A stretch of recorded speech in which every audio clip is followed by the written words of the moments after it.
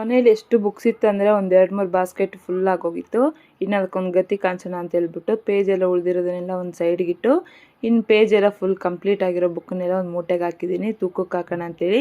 ಇನ್ನು ಹಾಗೆ ಮಂಚದ ಕೆಳಗಡೆ ಫುಲ್ ಡಸ್ಟ್ ಆಗೋಗಿತ್ತು, ಕ್ಲೀನ್ ಮಾಡೋಣ ಅಂತ ಹೇಳ್ಬಿಟ್ಟು ಕುಷನ್ ಒಳಗೆ ಕಳಿಸಿದ್ದೆ. ಇನ್ನು ಅದೆಲ್ಲ ಕ್ಲೀನ್ ಮಾಡಿದ್ದಾದಮೇಲೆ ಮತ್ತೆ ಬ್ಯಾಗ್ನ ಮಂಚದ ಕೆಳಗಡೆನೇ ಇಡಬೇಕು. ಅದಕ್ಕೊಂದು ಟೀ ಶರ್ಟ್ ಹಾಕಿದ್ರೆ ನೆಕ್ಸ್ಟ್ ಇನ್ನು ಡಸ್ಟ್ ಆಗಲ್ಲ ಅಂತ ಹೇಳ್ಬಿಟ್ಟು ವೇಸ್ಟ್ ಟೀ ಶರ್ಟ್ಸ್ ಎಲ್ಲ ಹಾಕಿ ಹಾಗೆ ಮಕ್ಕಳದ್ದು ಆಟ ಸಾಮಾನು ಏನಿರುತ್ತೆ ಒಂದು ಅರ್ಧಕ್ಕರ್ಧ ಬಾಸ್ಕೆಟಲ್ಲಿ ಹಾಕಿ ಮಂಚದ ಕೆಳಗೆ ಹಾಕಿಟ್ಟಿದ್ದೀನಿ. ಕ್ಲೀನ್ ಮಾಡಬೇಕು ಅಂತೇನು ಈ ರೂಮ್ ಸ್ಟಾರ್ಟ್ ಮಾಡಿದ್ದಲ್ಲ, ಬಟ್ಟೆ ಒಂದೆರಡು ಸ್ಟಿಚ್ ಮಾಡ್ಕೊಳ್ಳೋದಿತ್ತು, ಮಾಡ್ಕೊಳ್ಳೋಣ ಅಂತೇಳಿ ಬಂದಿದ್ದು. ಆ ಮಿಷನ್ ಮೇಲೆಲ್ಲ ಇಟ್ಟಿರ್ತೀನಲ್ಲ ಸ್ಟಿಚ್ ಮಾಡ್ಕೋಬೇಕಂದ್ರೆ ಅದೆಲ್ಲ ತೆಗಿಲೇಬೇಕು.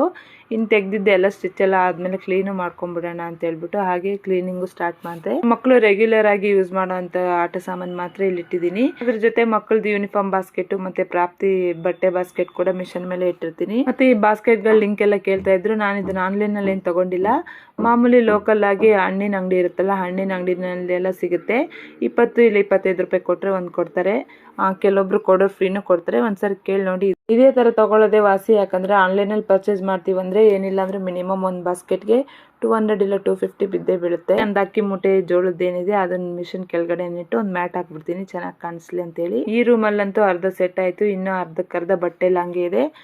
ಇಷ್ಟು ಮಾಡೋಷ್ಟಿಗೆಲ್ಲ ಸಾಕಾಯ್ತು ಅಂತ ಹೇಳ್ಬಿಟ್ಟು ಟೀ ಮಾಡ್ಕೊಂಡು ಕುಡಿದೆ. ವಿಡಿಯೋ ಇಷ್ಟ ಆದರೆ ಲೈಕ್ ಮಾಡಿ, ಫಾಲೋ ಮಾಡಿ. Thank you.